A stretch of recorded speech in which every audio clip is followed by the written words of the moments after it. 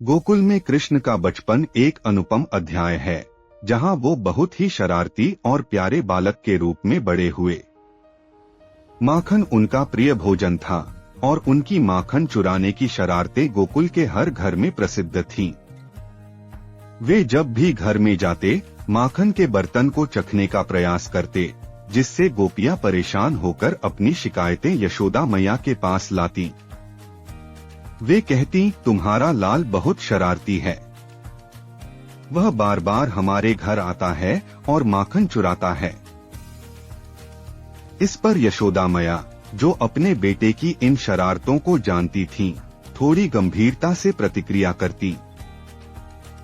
लेकिन जब वह गोपियों को डांटती, तब भी कृष्ण अपनी मासूमियत और प्यार भरी मुस्कान से सबका दिल जीत लेते। उनकी शरारतों में एक खास जादू था। उनके शरारती खेलों के कारण गोकुल में हमेशा हंसी खुशी का माहौल बना रहता था। कभी कभी कृष्ण अपने दोस्तों के साथ मिलकर माखन चुराने की योजनाएं बनाते। वे एक साथ मिलकर माखन की टोकरी को चुराने में जुट जाते। उनकी टोली में सभी दोस्तों का उत्साह होता। जब भी वे सफल होते, उनकी खुशी बयां करने के लिए कोई न कोई क्यूट सा नारा लगाते।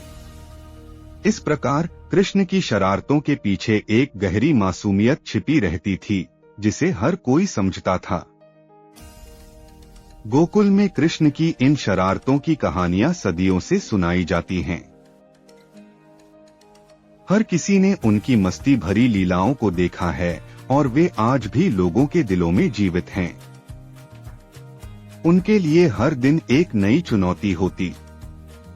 कभी वे गोपियों के पल्लू पकड़कर भागते, तो कभी वृंदावन की गलियों में किलकारी करते। उनकी हर शरारत के पीछे एक संदेश छिपा होता। वे सिखाते थे कि जीवन में आनंद और हंसी जरूरी है। उनके दोस्तों के चेहरे पर हंसी लाना और सभी के दिलों को जीतना कृष्ण के अनोखे जादू का ही परिणाम था।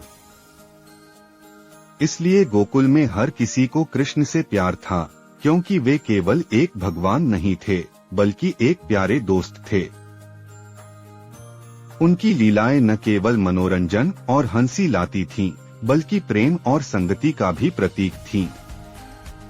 यशोदा मैया अक्सर मुस्कुराती और ये सोचती कि उनके लाल में इतनी शरारत क्यों है, लेकिन जब वह देखती कि कृष्ण की शरारत से सभी के चेहरे पर मुस्कान आ जाती है, तो हर चिंता भूल जाती। इस प्रकार कृष्ण की शरारतें गोकुल की हर सुबह को खास बनाती थीं। उनकी मासूमियत और प्रेम ने गोकुल को एक अद्भुत स्थान बना दिया।